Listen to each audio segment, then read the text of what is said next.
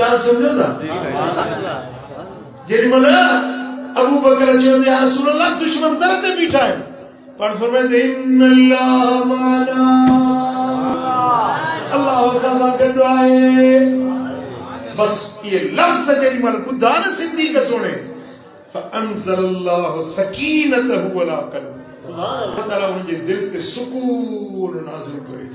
जेका घबराहट हुई जेका परेशानी हुई बस हिकिड़े लम्हे में ख़त्म इहा हिकिड़ी ॻाल्हि पंहिंजे दिल में खणी वञो अॼोके जुमे जे हिन किताब खां पोइ मोटो न इहा दिल में खणी वञो त मुंहिंजो रब मूंसां गॾु आहे सरगो रब खे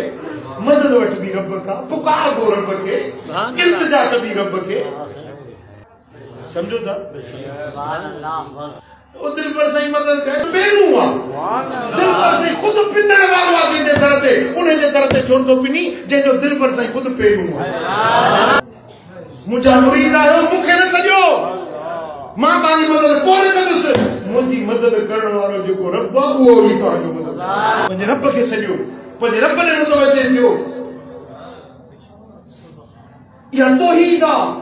या हक़ानियत आ या सच्चाई आ या पैगंबरी तालीम आ यो कुरानी सबक आ यो मुस्तफा करीम जो सबक आ सभिनी वलियन जो सबक इहो आ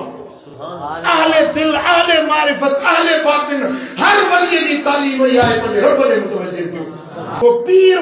ना है जेको मुरीदन के पाण दे सके मुखे पंहिंजो मददगार समझंदा कयो न पीर उहो आ जेको पाणे खे पंहिंजे रब ने मुतवज्जह करे मुझे मदीने वाले साईं फरमाते फइन्न दुआ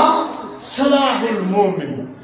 दुआ मोमिन जो हथियार चाहे हथियार हथ में हुजे तो दुश्मन वेझो नहीं तो पंहिंजे रब खे सॼो न इहो हथियार आहे यकीन मुंहिंजो रब मूंसां गॾु आहे ॿुधे थो क़बूल कंदो